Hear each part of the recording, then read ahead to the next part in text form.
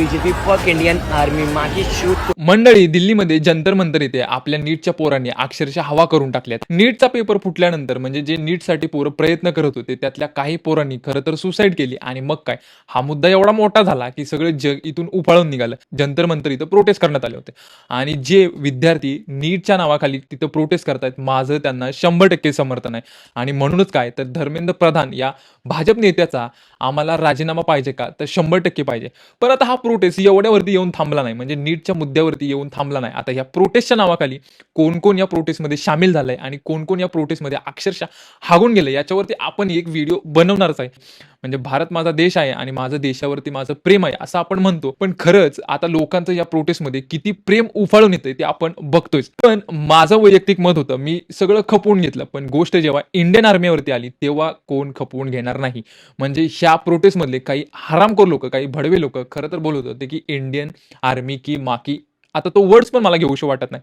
म्हणजे मुद्दा फक्त नीटचा होता, मग इंडियन आर्मीला इथं का घुसवलं? आमच्या रक्तात म्हणजे ॲज अ सातारकर, सांगलीकर, कोल्हापूरकर आमच्या रक्तात इंडियन आर्मी असते. म्हणजे जेव्हा पोरगं जन्माला येतं, जन्मल्यानंतर आम्हाला काय व्हायचं असतं, तर आम्हाला इंडियन आर्मीमध्ये जायचं असतं ना, की आम्हाला फेमसाठी, पण आम्हाला आमच्या पोरांना देशासाठी काहीतरी करायचं असतंय, देशासाठी स्वतः शहीद व्हायचं असतंय. म्हणून आम्ही इंडियन आर्मीमध्ये जातो, ना की आम्हाला पैशाची किंवा कोणाच्या प्रतिष्ठेची गरज असते. पण काही इथल्या भडव्या लोकांनी इंडियन आर्मीला शिवे दिला. आता हे कितपर्यंत योग्य होतं? खरं तर इथं मुद्दा होता नीटचा, मग तिथं सपशेल घालायची होती. इंडियन आर्मीकडे यायची गरजच नव्हती. आता माझे 2 भाऊ इंडियन आर्मीमध्ये आहेत आणि त्यांनी इंडियन आर्मीमध्ये जाण्यासाठी काय जीवाचं रान केले, रक्ताचं पाणी केले हे त्यांनाच माहित होतं. आमच्या सातारा जिल्ह्यात घरटी 2-2, 3-3 पोरं इंडियन आर्मीमध्ये आहेत. आम्हाला विचारा इंडियन आर्मीचं महत्त्व काय आहे? ते तुमच्यासारख्या फालतू लोकांना कळणार नाही.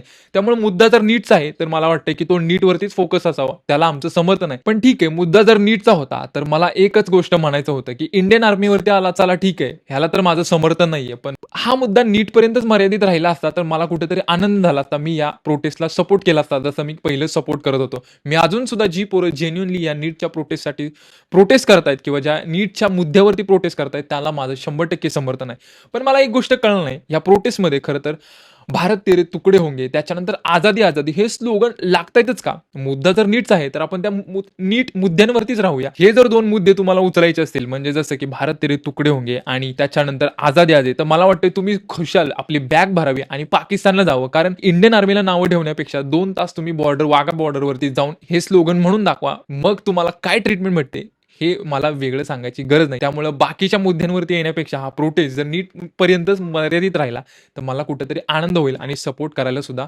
मला आनंद होईल.